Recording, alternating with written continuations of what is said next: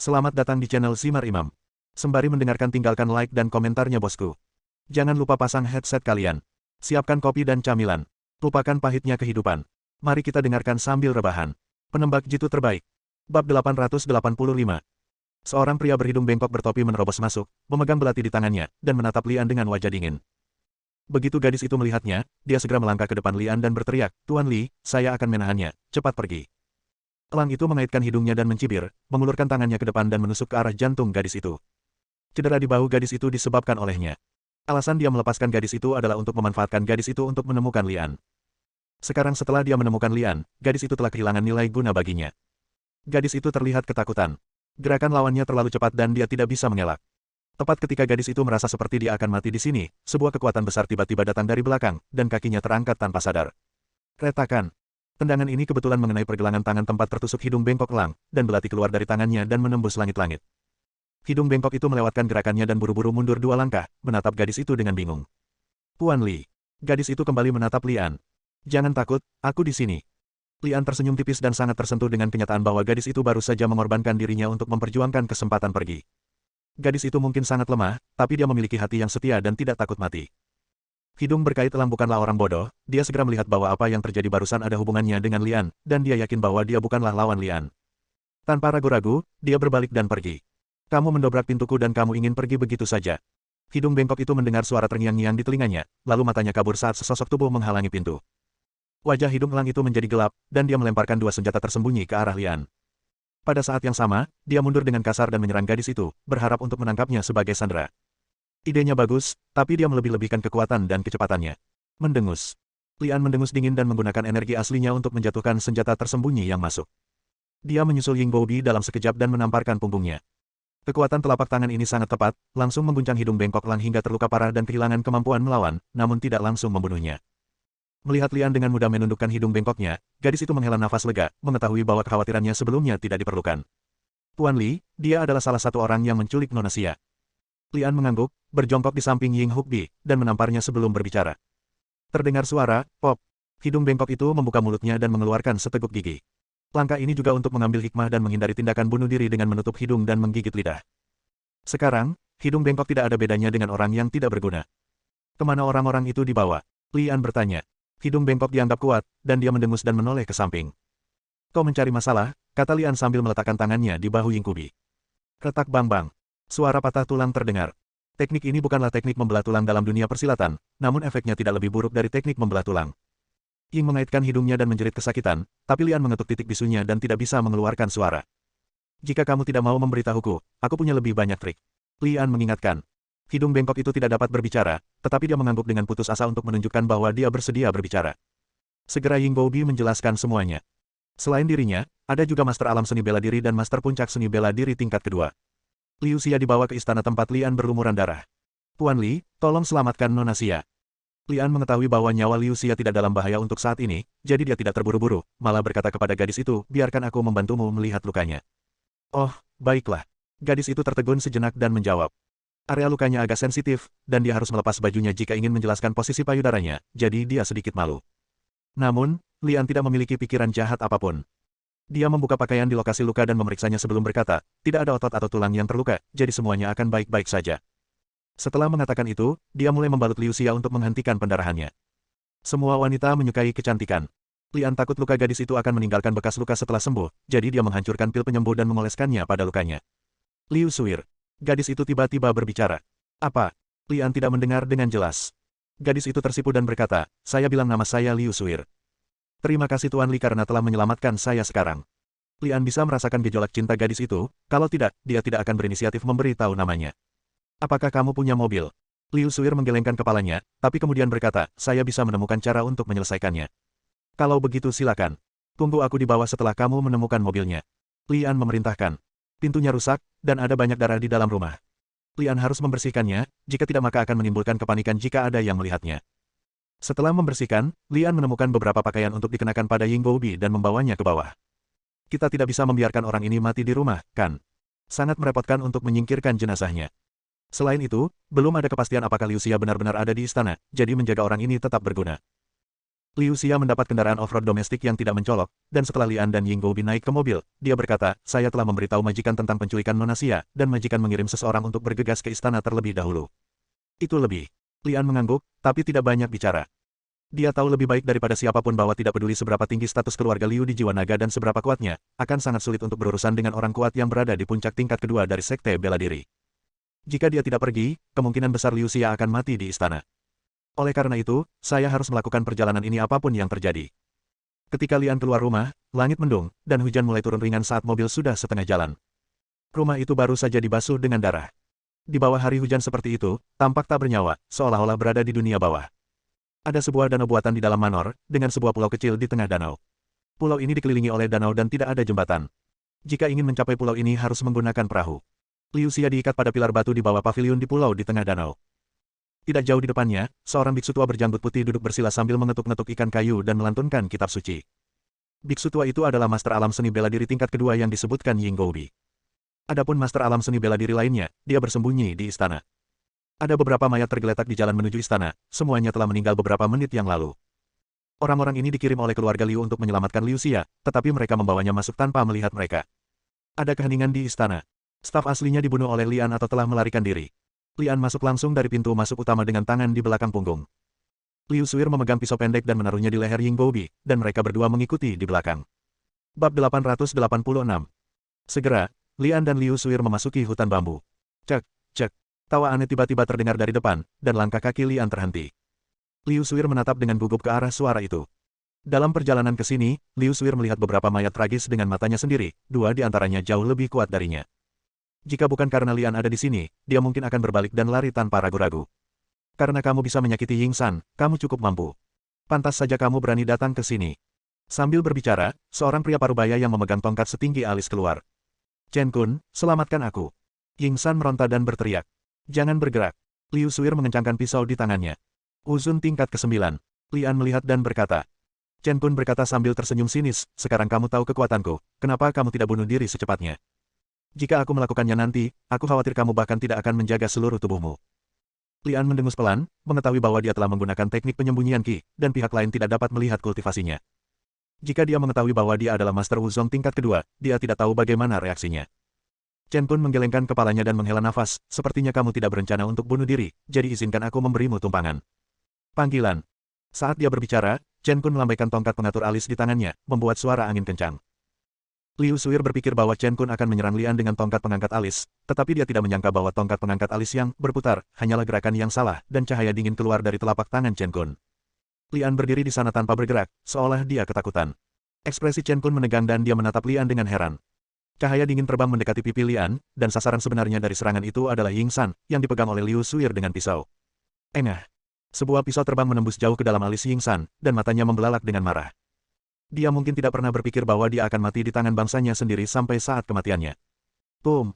Begitu Liu Suir melepaskannya, tubuh Ying San jatuh ke tanah. Dia ketakutan. Selama pisau terbang itu dibelokkan lebih jauh, tubuh yang jatuh ke tanah akan menjadi miliknya. Kamu juga bermain lempar pisau. Lian berkata dengan enteng. Chen Kun mengerutkan kening dan bertanya, apa maksudmu? Lian mengangkat tangan kanannya, dan ada pisau terbang seperti daun willow di antara jari-jarinya. Tidak menarik, aku hanya ingin tahu mana yang lebih cepat, pisau terbangmu atau milikku. Chen Kun melangkah mundur, dia tidak bisa melihat bagaimana Lian mengeluarkan pisau terbang tadi. Saat ini, Chen Kun telah menyadari bahwa Lian berpura-pura menjadi babi dan memakan harimau, dan kekuatan aslinya jauh melampaui dirinya. Desir-desir. Chen Kun melambaikan tangannya dan menembakkan 3 pisau terbang, menyerang Lian dalam bentuk peniti. Ketiga pisau ini sedang menguji kultivasi Lian yang sebenarnya, dan mereka juga mengulur waktu untuk dirinya sendiri. Bah bang bang. Melihat pisau terbang menyerang di depan Lian, Lian memutar pergelangan tangannya, dan pisau terbang di ujung jarinya menjatuhkan pisau terbang yang masuk ke tanah. Chen Kun tersentak, dan sekarang dia benar-benar yakin bahwa tingkat kultivasi Lian jauh di atasnya. Tahukah Anda, dia baru saja mencurahkan seluruh kekuatannya ke dalam ketiga pisau terbang itu, dan pada akhirnya, Lian menembak jatuh mereka dengan ujung jarinya. Chen Kun tidak dapat melakukan keterampilan ini sendirian bahkan jika dia berlatih selama 10 tahun lagi. Chen Kun tidak lagi ragu-ragu. Dengan memutar tangannya, tongkat pengatur alis di tangannya berubah menjadi beberapa bagian dan terbang keluar. Lian mengangkat alisnya sedikit, dan tiba-tiba melangkah mundur, dia mengulurkan tangannya untuk memegang Liu Suhu dan menerbangkannya. Pada saat yang sama, dia menendang tubuh Ying San, dan Ying San terbang keluar. Gemuruh. Serangkaian ledakan datang, dan semua tongkat yang patah meledak, memperlihatkan bom yang tersembunyi di dalamnya. Setelah Chen Kun mencabut tongkat alisnya, orang itu berbalik dan lari. Mengenai apakah Lian terluka akibat bom itu, dia bahkan tidak melihatnya. Engah. Chen Kun baru saja berlari selusin langkah ketika dia merasakan sesuatu melewati tubuhnya. Ketika dia menundukkan kepalanya dan melihat, dia menemukan ada lubang di jantungnya, dan ada daun willow berwarna merah darah di bambu di seberangnya. Sangat cepat. Ketika Chen Kun jatuh, satu-satunya hal yang terpikir olehnya adalah seberapa cepat pisau terbang Lian. Terima kasih. Liu Suir menundukkan kepalanya, wajahnya memerah karena malu, mengingat perasaan dipegang oleh Lian, jantungnya berdebar seperti kelinci kecil. Lian secara alami melihat gadis kecil di depannya sedang berpikir liar, dia terbatuk ringan dan berkata, sebaiknya kamu pergi atau tetap di sini. Nanti akan lebih berbahaya. Tidak, aku ingin pergi bersamamu. Liu Suir berteriak secara naluriah, dan tiba-tiba menyadari bahwa apa yang dia katakan agak tidak pantas, jadi dia buru-buru menjelaskan. Maksudku, aku tidak akan menyeretmu ke bawah, aku akan bersembunyi jauh dan menonton. Oke. Lian tidak berkata apa-apa lagi dan melangkah maju. Liu Suir menarik napas dalam-dalam, mengulurkan tangan dan menepuk jantungnya dengan lembut, lalu dengan cepat mengejarnya. Tidak lama kemudian, Lian tiba di tepi danau buatan. Ini Nona Xia. Seru Liu Suir sambil menunjuk ke paviliun di pulau di tengah danau. Lian secara alami juga melihatnya, tetapi yang lebih dia perhatikan adalah biksu tua yang sedang mengetuk ikan kayu dan melantunkan kitab suci. Seperti yang diharapkan, dia berada di puncak Wuzong tingkat kedua. Lian diam-diam berkata, Saudara Li, bagaimana kita menuju ke sana? Liu Suir bertanya dengan cemas. Memang ada perahu sederhana dan indah di danau ini, namun perahu tersebut sudah sampai di pulau yang ada di tengah danau.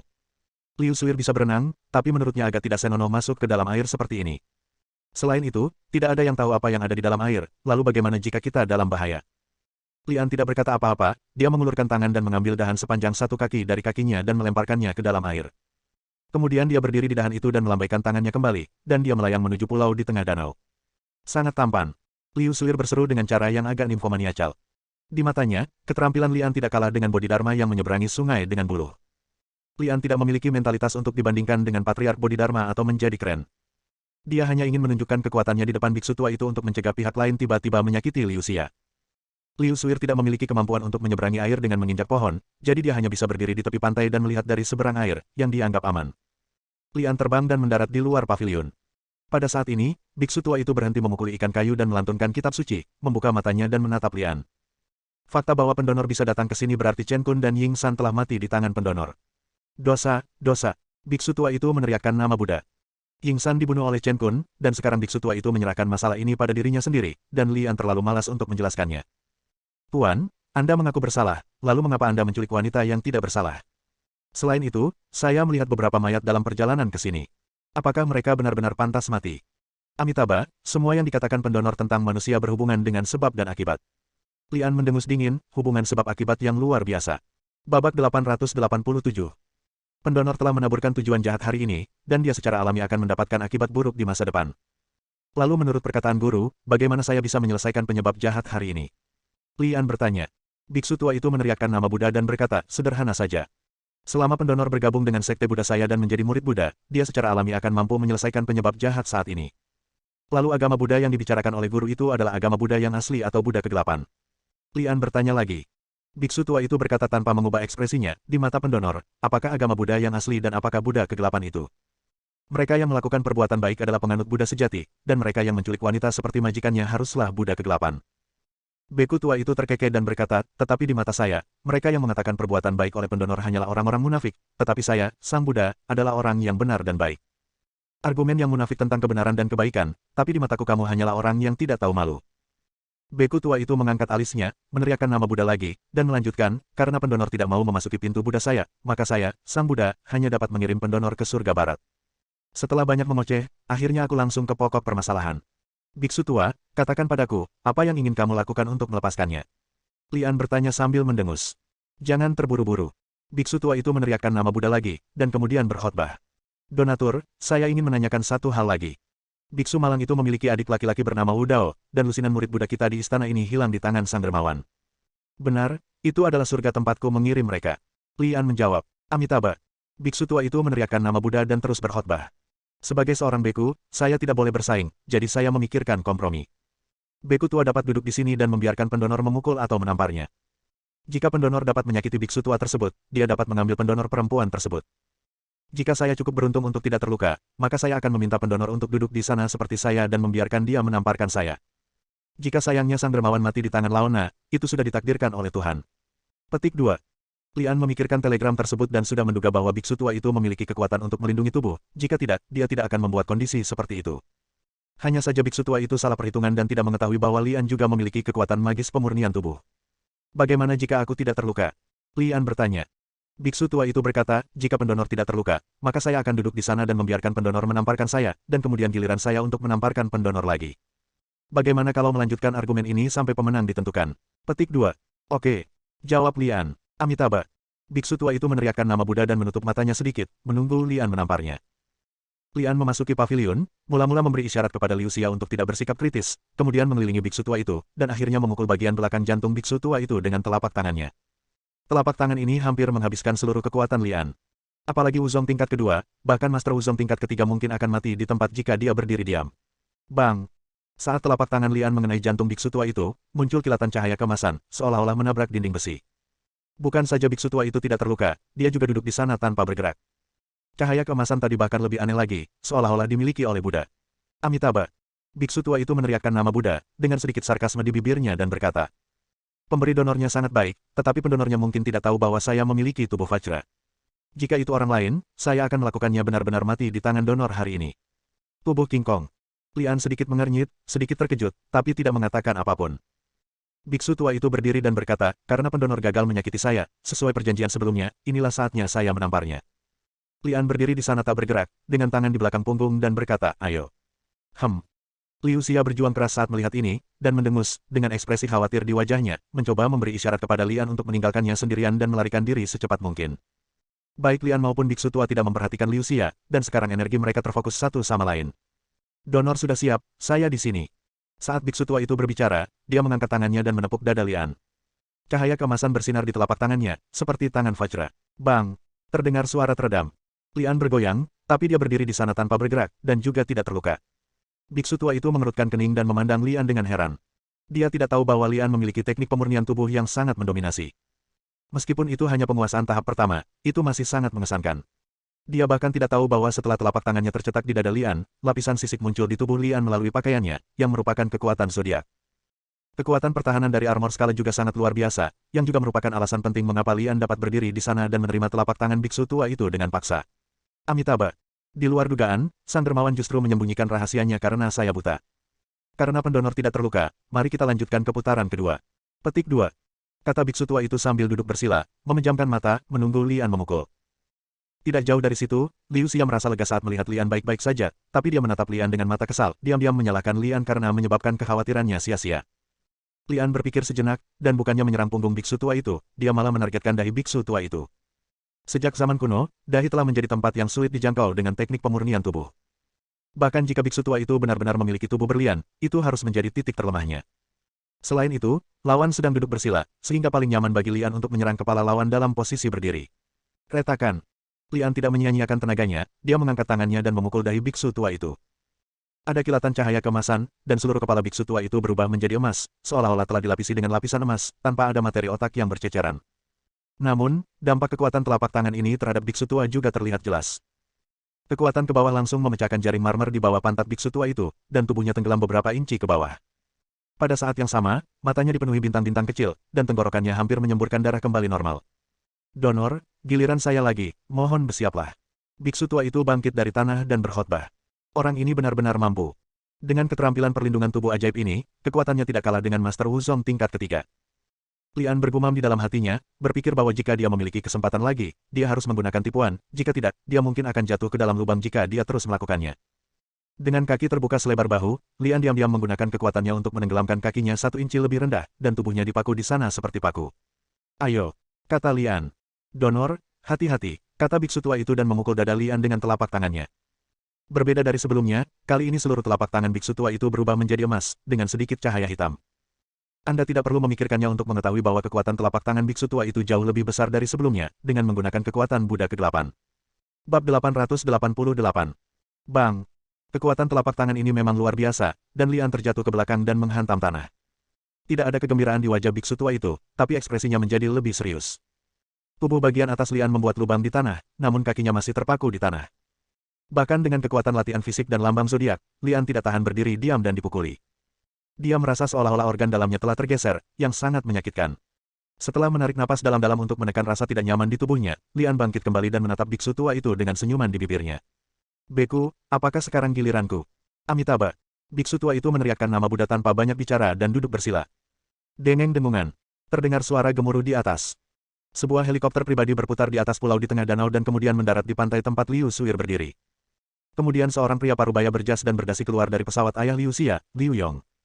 Liu Yong tampak berat ketika melihat situasi di seberang. Awalnya dia ingin menurunkan helikopter ke pulau di tengah danau, namun dia menyerah karena khawatir akan merugikan nyawa Liu Xia. Bagaimana situasinya? Liu Yong bertanya pada Liu Suir. Liu Suir memberi hormat dan menjawab, nyawa Nona Xia tidak dalam bahaya untuk saat ini. Saudara Lian sedang berusaha menyelamatkan Nona Xia. Biksu tua itu telah menamparkan saudara Lian 2 kali, dan sekarang giliran saudara Lian. Petik 2. Ya.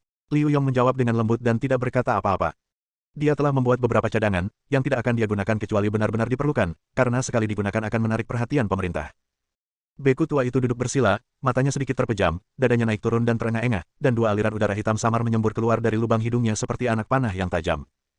Dia tahu betul bahwa Lian pasti akan menggunakan jurus pamungkasnya kali ini, jadi dia juga bertahan dengan seluruh kekuatannya.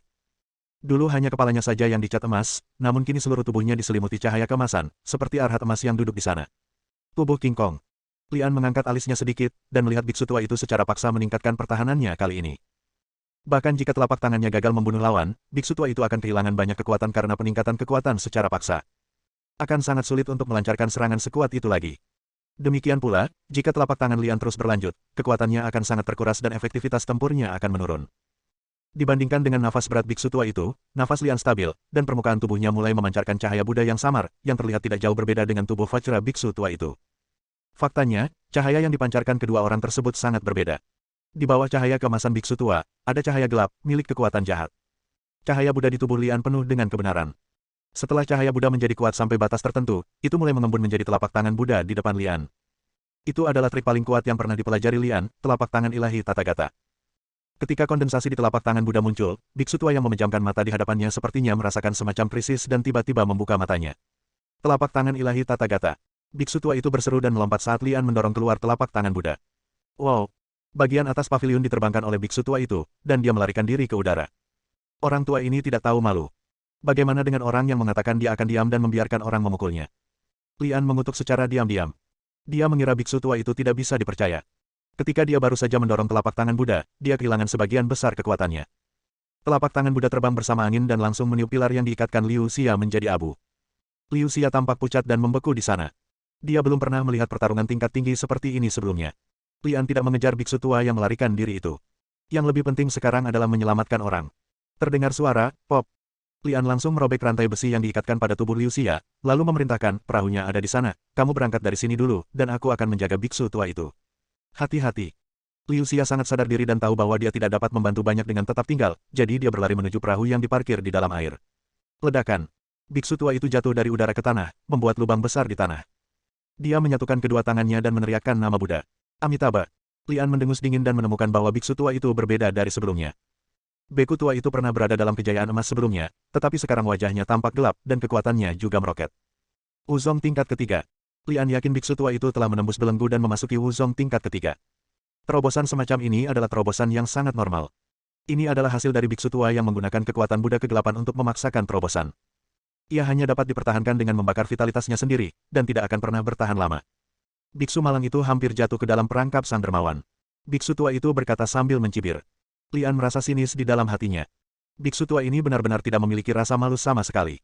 Dia baru saja mengusulkan metode duel, tetapi dia melarikan diri dari pertempuran dan malah dipukuli. Tidak ada yang perlu dikatakan kepada orang seperti itu kecuali mengambil tindakan. Lian berinisiatif menyerang. Dengan gerakan jari kakinya, dia mengambil sebuah batu dan menyerang biksu tua itu.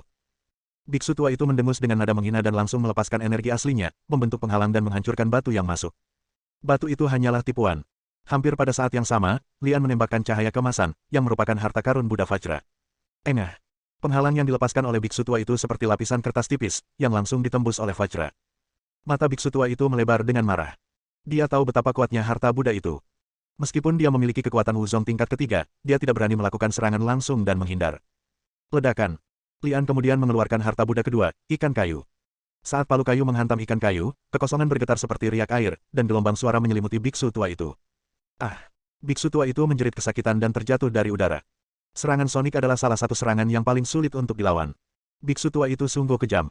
Setelah jatuh ke tanah, dia langsung memasukkan dua jari ke telinganya, dan membuat dirinya tuli. Kelopak mata Lian berkedut. Hanya mereka yang bisa kejam terhadap dirinya sendiri yang merupakan orang kuat. Menyingkirkan ikan kayu dan palu kayu, tubuh Lian memancarkan semburan cahaya Buddha, dan dia sekali lagi menampilkan penampakan pertama cahaya Buddha di telapak tangan Buddha Tathagata. Biksu tua di seberangnya mendengus dengan jijik, dan semburan cahaya kemasan keluar dari tubuhnya, tetapi sekarang cahaya kemasan telah sepenuhnya diserap oleh kekuatan Buddha kegelapan, dan telapak tangan Buddha emas hitam mengembun di depannya. Panggilan. Kedua telapak tangan Buddha terdorong keluar hampir bersamaan, meniupkan angin kencang ke arah satu sama lain. Dengan suara ledakan yang keras, kedua telapak tangan Buddha bertabrakan di udara dan meledak, dengan energi dahsyat menyerang sekeliling. Hahaha. Biksu tua itu tertawa keras dan berkhotbah. Telapak tangan Tathagata tidak lebih dari itu. Donor, biarkan biksu malang itu menyelamatkanmu sekarang dan pergi ke surga barat. Bersambung.